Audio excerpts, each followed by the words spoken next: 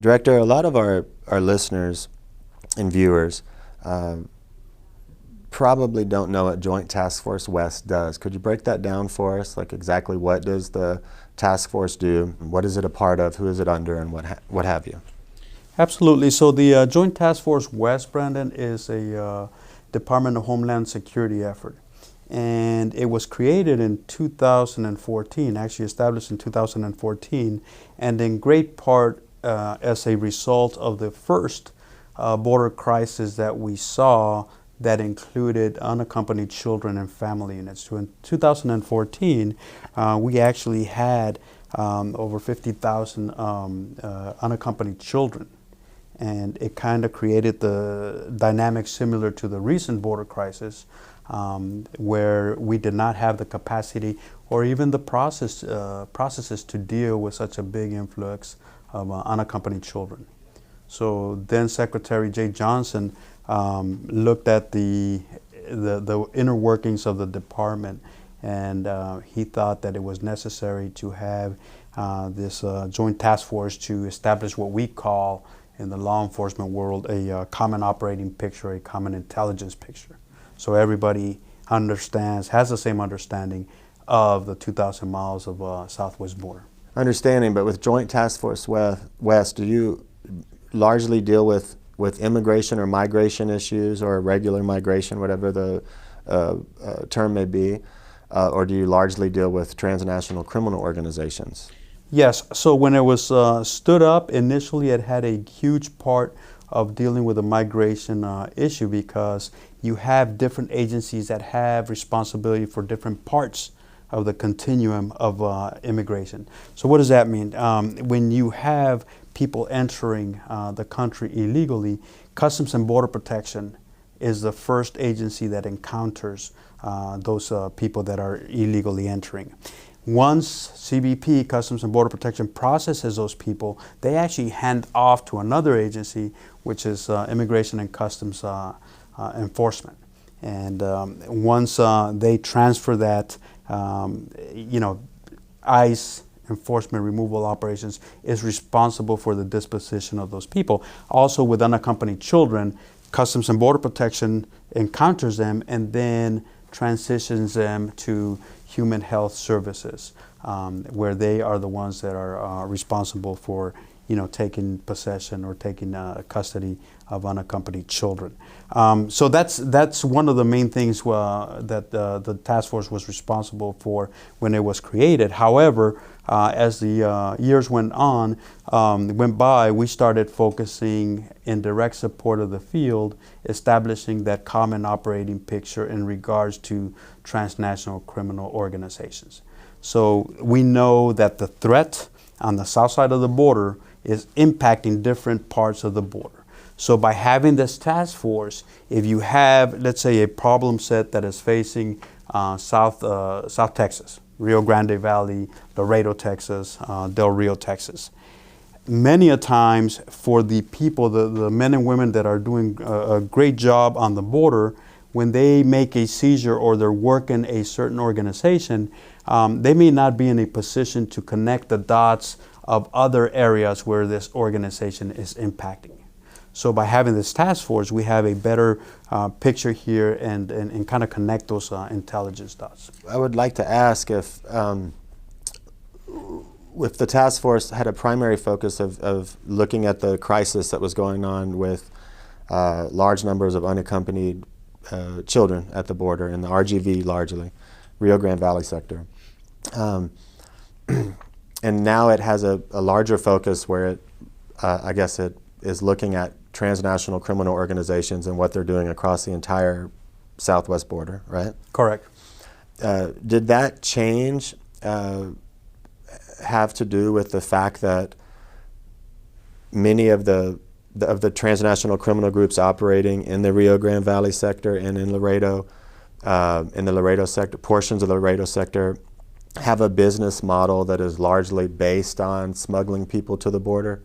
Is that where that came from? Is it because you see the people arriving at our border, whether they're migrants, illegal aliens, asylum seekers, however you frame it, you see them as it relates to the transnational criminal organization. So like if someone's coming through the Gulf Cartel territory, they're not coming through unless they pay the Gulf Cartel to come through. So do you see the illegal immigration as a business end, as a mechanism supporting transnational criminal organizations? Is that Randy? That's a great point. I think what you're alluding to is the evolution of the threat, the evolution of the transnational criminal organizations. So for years, if we go back into the early 90s, when we had well over 1 million people being detained, 1.6 in fiscal year 2000, that was a lot of people, and the majority of those people were Mexican nationals. There was not a lot of that population that had to pay the cartels to bring them in. So as you continue moving forward, the cartels started diversifying, unfortunately, their portfolio. They saw that there was a lot of money in this immigration business. So when we talk about 2014 and then the most recent crisis, a great majority in the recent crisis, a great majority of the people that we encountered were other than Mexicans. They were not Mexican nationals. Huge change in demographics. The cartels, the organized crime, saw that for each person, and this is just an average, if they could make $5,000 per person to bring them from Central America into the United States, that is a lot of money, a lot of revenue for the cartels. And that's not the only business. They still have the narcotics trafficking and, of course, the other issues that Mexico has dealt with as far as stealing the gasoline. So it's a very diversified, very asymmetrical criminal organized crime. So when we look at that as far as immigration, for years we continued to treat it in the same way as people showing up for asylum, and nobody was looking at the money that this dynamic was creating for the cartels.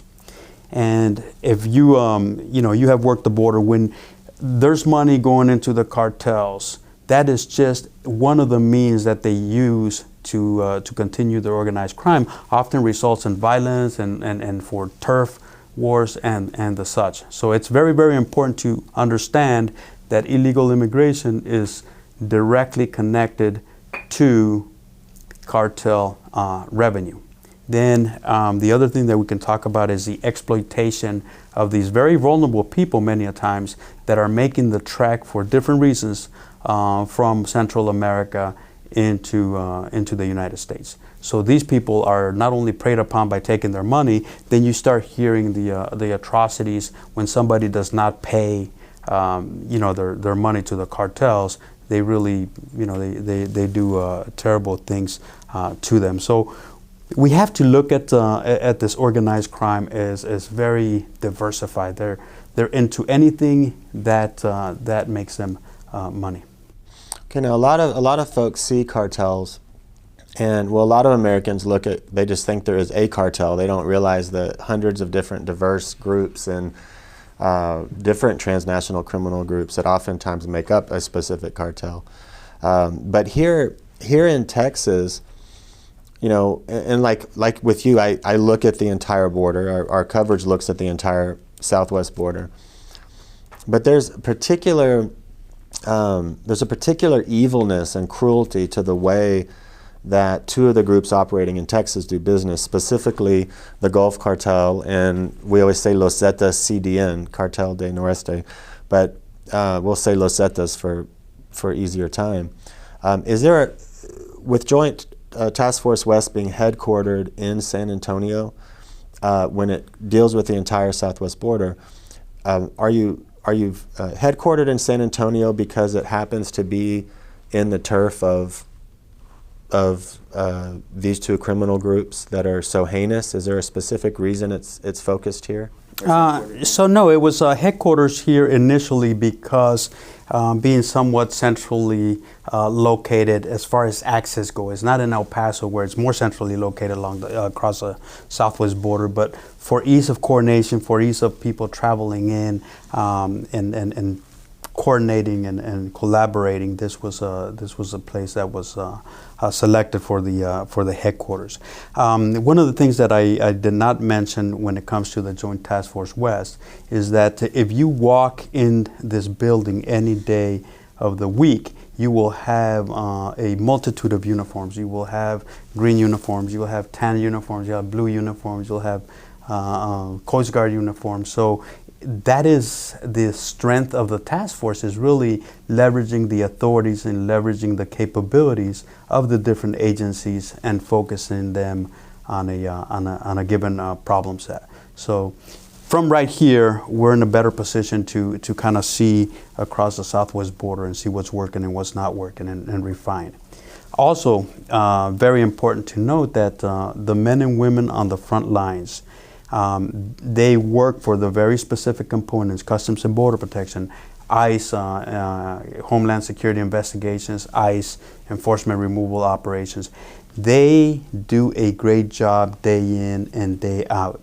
This process here is a support mechanism for them in order to connect those intelligence dots, in order to connect data of what one organized criminal group is doing that may be impacting in different areas of the southwest border. Okay, I understand. Now, when it comes to the southwest border, when I travel and I talk with people, they oftentimes will say, well, the border is safe, but what happens on the Mexico side doesn't affect us here. Look at the crime stats along the border. It's the safest place in the country, they'll say, on the U.S. side. And I look at that and I don't see that. I see things that transnational criminal groups based in Mexico are doing all across our country. I look at Chicago, right? I look at the city I live in, which is in West Texas, and it has some influence too. I look at San Antonio. I think there's probably a great degree of influence of transnational criminal group operations here. Right. What do you say to that? How far do the cartels reach into the United States? Yeah. I will tell you that every state, every city, every town throughout the entire United States is connected to the border somehow. So when you start looking at the overdoses, the opioid overdoses, we know that the majority of the fentanyl is coming through the southwest border. We know where these overdoses are happening in Ohio and Iowa, throughout the United States. So there's a direct link to the border wherever that city or that state is within the United States. I think it would be myopic to think that no, this border is safe. This border right now presents not only a humanitarian crisis, but also a national security crisis. So we're talking about cartels, Brandon. If you look at the last couple of months, even very, very recently, you had a cartels just a frontal assault on policemen in Mexico, and actually murdered policemen just in cold-blooded. You move forward a little bit. We had the case of the Mormon family that was murdered November 4th, I believe. So when you start seeing this level of violence that is totally connected to drug smuggling, human smuggling, weapon smuggling going south, it is a network. It is a network to continue that criminal enterprise. Every cartel, every organized crime group needs to have what I call the three elements for organized crime to happen, right? That's the means, the opportunity, and the intent. So when we're talking about the means, we're talking about money, we're talking about weapons, we're talking about transportation. Without those things, they cannot move the commodity from point A to point B. When we look at the opportunity, that's why the wall and the technology is so important, because in essence, as you deploy this personnel technology infrastructure, you're shrinking the border. You're taking some of that opportunity away completely. But we have to understand that the organized crime in general is assimilating all the new technologies, all the applications. They're using everything that is available to them as fast, if not faster, than most law enforcement organizations move. So it's very, very important to recognize what is happening instead of debating if the border is safe or not safe. We have to understand that border is critical to national security, and as well as this humanitarian crisis that we're in. Now, you brought up the family, the Mormon family, I believe south of the Boot Heel of New Mexico, who were brutally slain. I'm not going to ask you for specific details on that, and I think I would imagine probably in a similar position to us, which is there's so many different criminal groups operating there right now that we don't really know exactly what happened. We're trying to determine that ourselves. But what I do know is that many of the criminal groups operating there, if someone were to tell me that the Gulf Cartel operating in the Rio Grande Valley sector had killed a family full of people, I would believe that. And I would think that, yeah, that makes sense, they do that. If someone said Los Zetas did it, operating in Laredo and Del Rio sector, I would say, that makes sense to me. They would do that because they're like that. That's what they do. But when someone tells me that Sinaloa aligned groups or Juarez Cartel aligned groups or any group really west of the Del Rio sector did that, it's hard for me to fathom that occurred.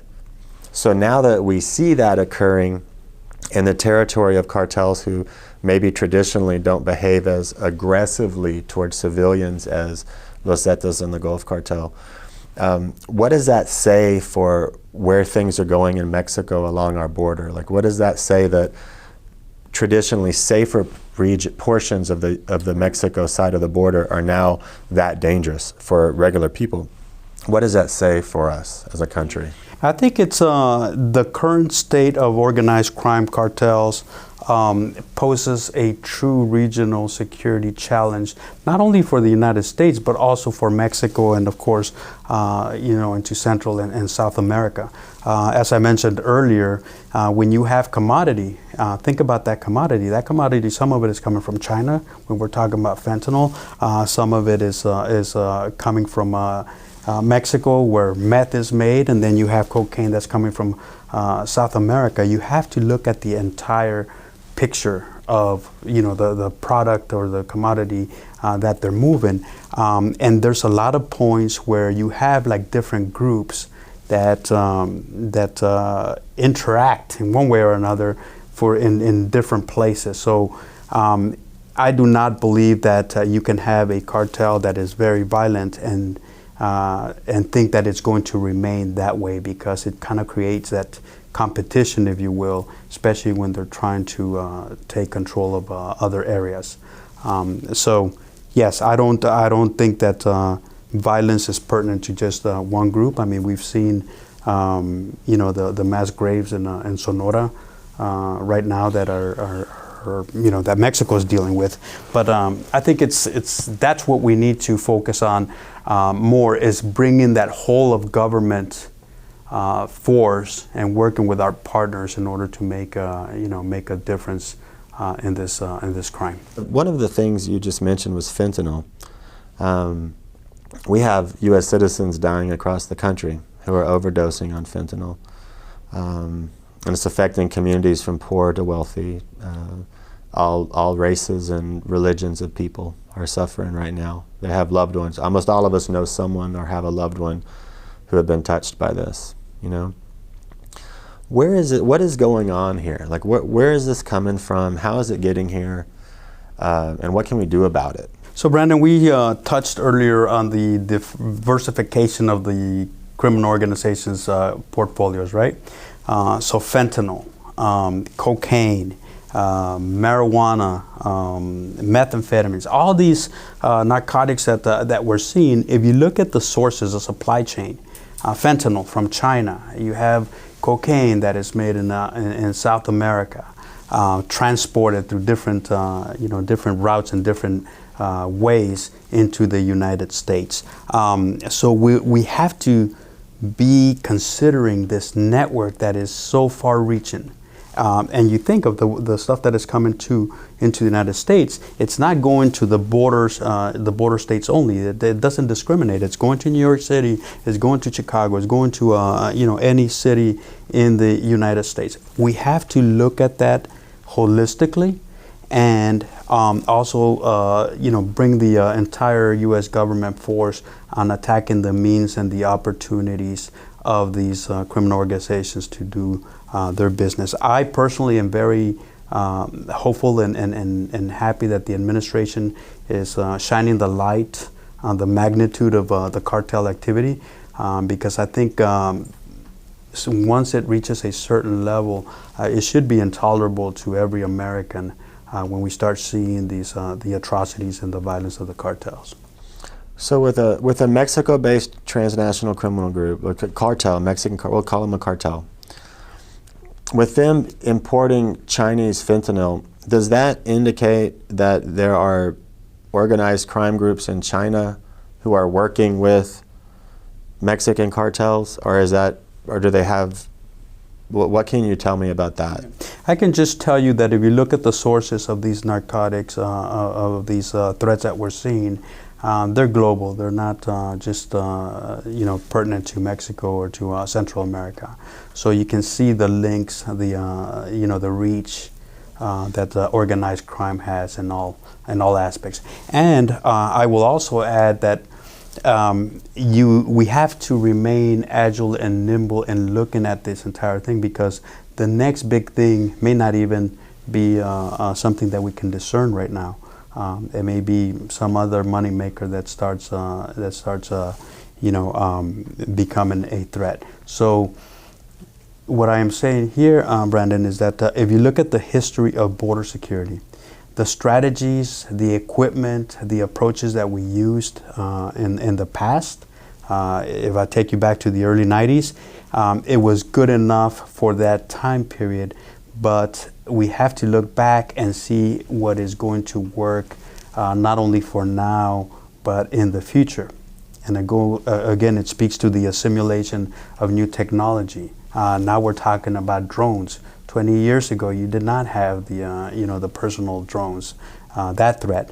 When we built the initial fences in San Diego, then we started seeing tunneling. Then we started seeing ultralight aircraft. So it's an evolving threat at all times, and we have to remain nimble enough to be looking at what's coming down the road and employing new strategies in addition to what we have as a foundation.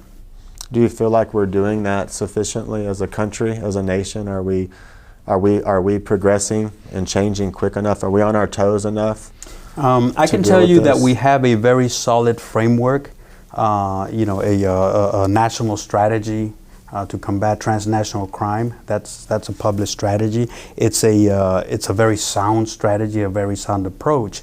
It's really what I believe needs to happen more is bringing the true U.S. government force, because every time the government of the United States focuses on something that we need to do, we get it done. So we have the framework, and I think it's, as I mentioned, this administration bringing light to the organized crime activity is going to provide us with more opportunities to work better. Now, you are still would be considered a Border Patrol agent. Correct. But you, in this capacity, you're working under DHS as a whole, right? As the director of Joint Task Force West. But your start was in Border Patrol. Correct. So what year did you start with Border Patrol? Actually started in 1986. In 86. 1986. And I can tell you, Brandon, if I look at the border now and I kind of reflect on what it was back then, it is night and day. There's really no comparison. Back then, you had smuggling of drugs.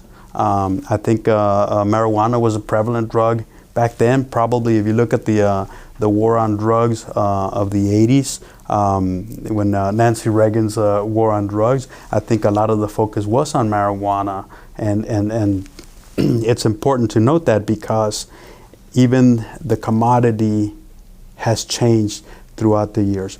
But let me go to the strategy. At that point, when I came in, we really picked up a vehicle, went and patrolled the border, did our job, detected illegal entries, and then apprehended them and the such.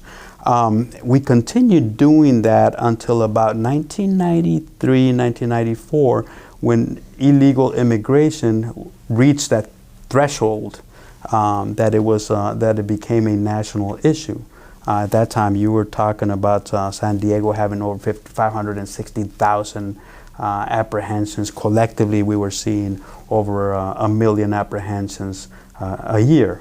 That's when you had big groups crossing the streets of the highways of Southern California, many of them losing their lives because, the roadway system. So it hit a threshold to a point where it became a focal point for the U.S. Border Patrol to do something about it. That's when, believe it or not, in 1994 is when we came out with our first written strategic document on how we were going to approach this, which called for the deployment of personnel, technology, infrastructure in order to deter those that were entering. That strategy worked well for that time period. If you look at El Paso from 1993 into 1994, we actually reduced about 70%, or traffic with 70%. I was there, I was a Border Patrol agent there. I saw it work. Then we followed 1995, 1996 with Operation Gatekeeper in San Diego. Personnel, technology, infrastructure reduced the traffic drastically. So we need the personnel, technology, and infrastructure as a foundational piece of our strategy. Now, with that foundation built, we have to look at how the threat has evolved and continues evolving. And it goes back to what we're talking about, is that when you do something, when you make a strategic move, there's always an adjustment by the criminal element in order to beat that. So the strategy cannot be a stagnant strategy. We have to stay ahead of that.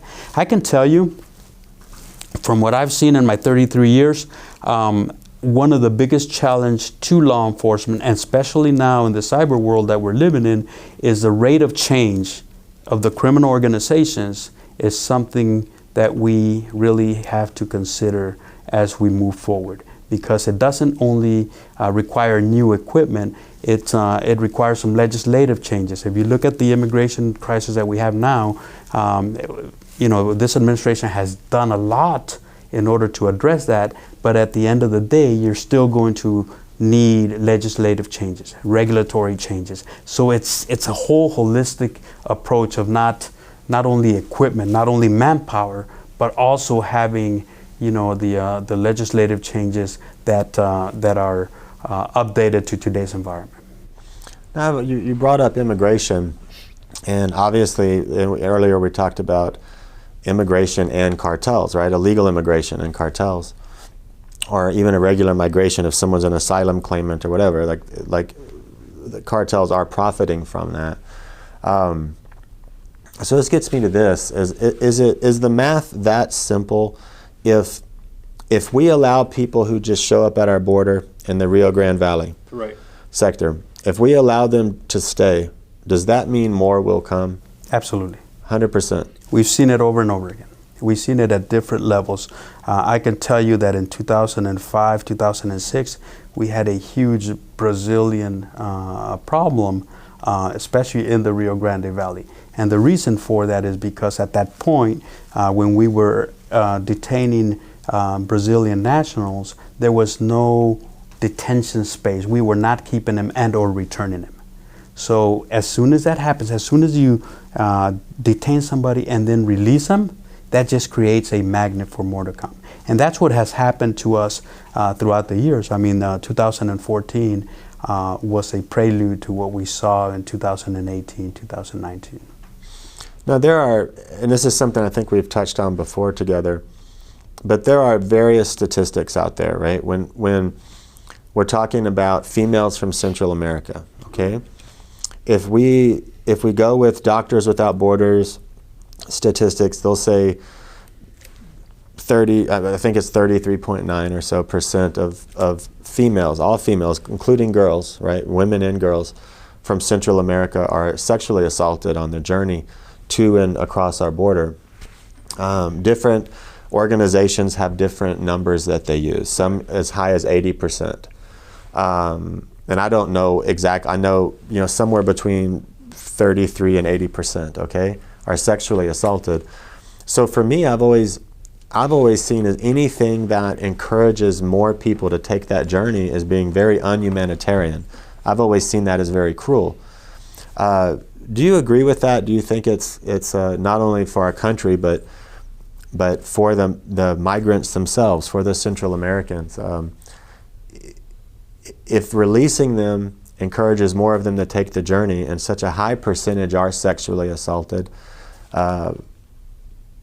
then releasing them here would lead to more sexual assaults. Is that math correct? Yes. So if you have the flow at those levels, just statistically, you'll have more of that crime against this very vulnerable population that we were talking about. But it's important, we're talking about organized crime, Brandon. What this administration has done in engaging with Mexico and also engaging with Central America, signing those accords with the Northern Triangle countries, I think those are huge steps in order for us collectively to address these problems, because illegal immigration is not a problem just for the United States. It's a problem for Mexico, and it's a problem for those countries where people are leaving from. If you keep those levels of immigration for them, right, people leaving their country, what does their future look like when they have a lot of young people, a lot of the future workforce, a lot of their brain power leaving the country? So I think when you start engaging with those countries, Mexico, Central America, or whoever we have a common a common issue with, and collectively start addressing those issues, I think there's a lot of potential to bring in all these countries up to be able to deal and have stake in the issue.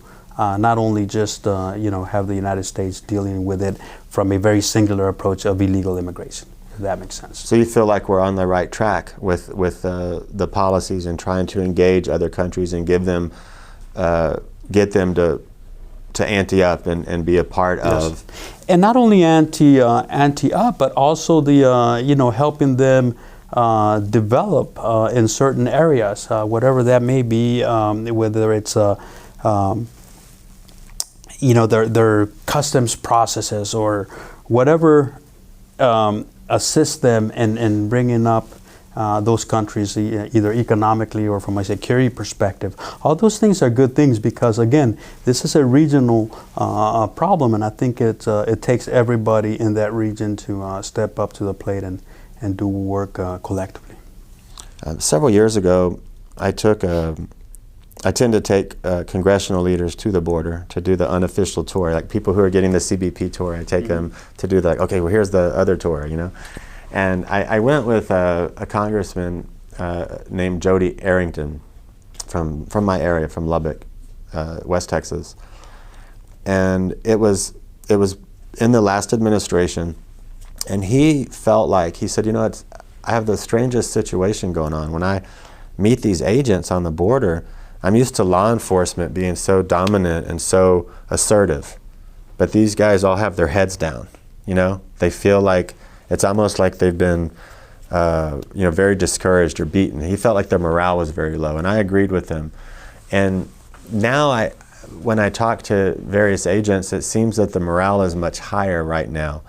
Do you think I'm right that the morale is higher amongst Border Patrol agents? And if so, what do you think that's a result of? Well, let me tell you, from what I see the agents do on a daily basis, I often describe it as an emotional roller coaster, because these agents will go from a armed encounter situation or somebody assaulting them either with rocks or weapons or whatever the case may be, to saving a child or saving a family that is out in the desert, left behind by the smugglers. So an agent is very very adaptive throughout the day, and definitely throughout the year or throughout the week, right? Because the situations constantly change. When we were talking about the how many females get assaulted, sexually assaulted in their journey. I can tell you what an agent will look at. So November of 2018, there was a young lady that was coming in, and I believe she was from Guatemala. She freelanced and crossed into the Brownsville area of operation, and she did not pay the cartels. So this young lady was pregnant, 8 months pregnant. When the agents encountered her, she was beaten up so bad by the cartels or by criminal organized crime because she had not paid their dues. She went directly to the hospital, where she had a stillborn child because of the situations. She was then placed on dialysis, and I saw the agents not only taking this lady to the hospital, but then working with the consulate of that country and working with NGOs on how to care or organize the care for that person. That's what I see agents doing. And I also see agents getting assaulted and having to do the law enforcement aspect of it. So I think when you talk about the morale of the agents, we owe the agents the equipment, the training, and also the environment for them to thrive in doing their job. So I would say yes. With what I have seen lately, I think the morale is very high, and I also see the challenges that these humanitarian situations have, not only on the agents, but everybody that is involved in handling those crises. Okay, now, in your personal story, you began as a Border Patrol agent, and did you begin in Tucson? Actually, personal story, I wanted to be a Border Patrol agent since the age of 14.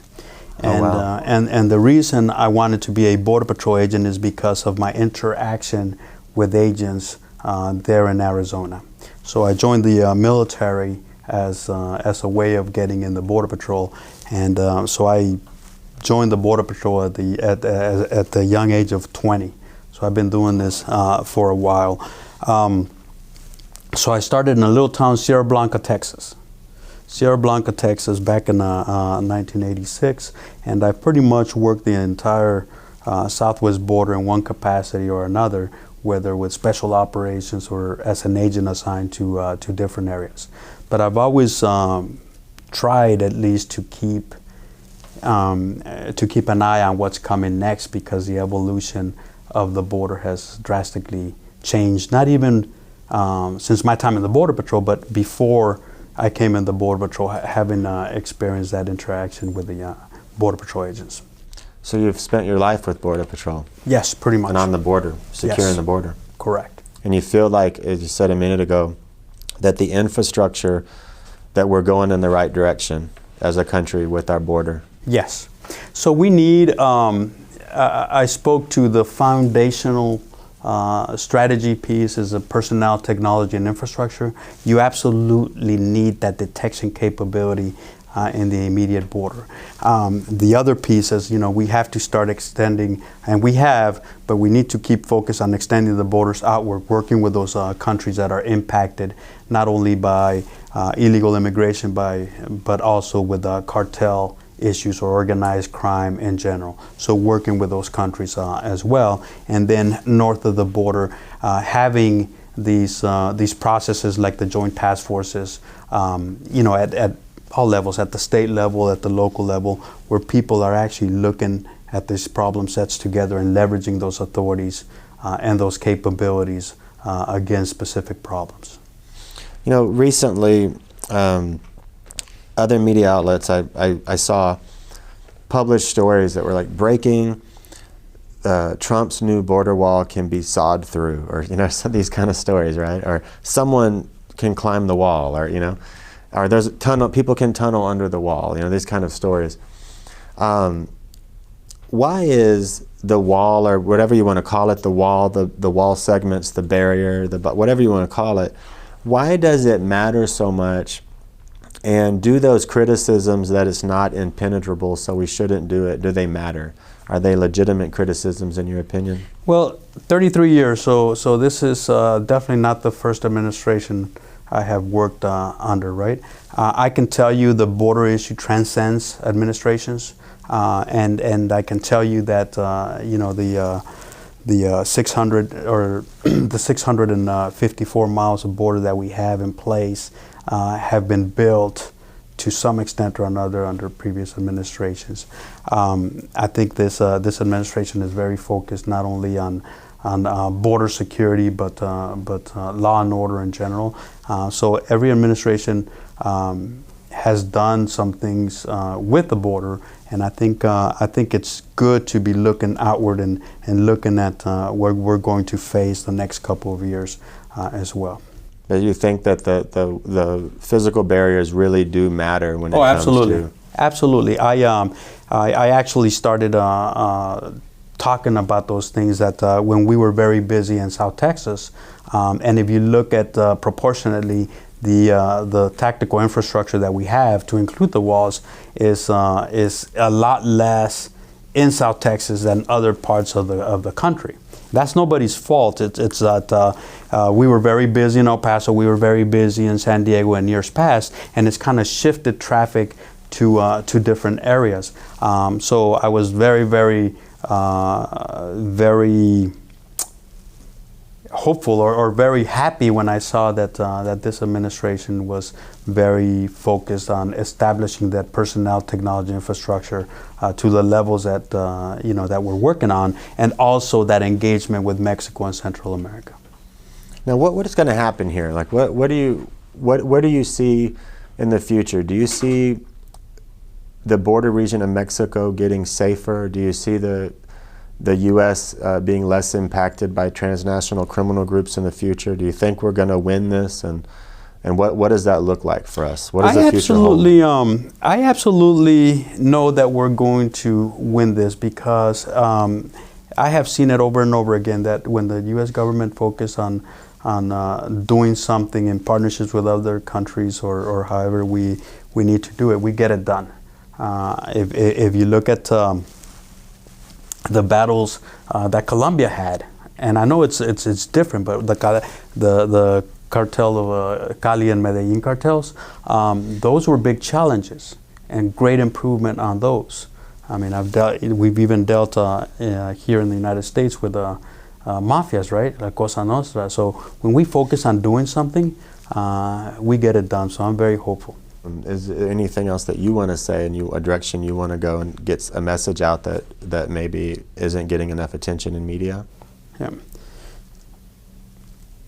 I think when we look at the entire border, if it was covered objectively, if the border speaks for itself, because when one visits the border, you will see the compassion of the agents. You will see agents rescuing this year over 4,500 rescues. You will see somebody assaulting the agents, and I'm going to say it. Unfortunately, you will see some misconduct by one agent, which is not the norm, right? So the border has all these things. If we were to portray an objective picture of what's happening on the border, I think every American will understand that the border, having a secure border is not an option. It's a matter of national security.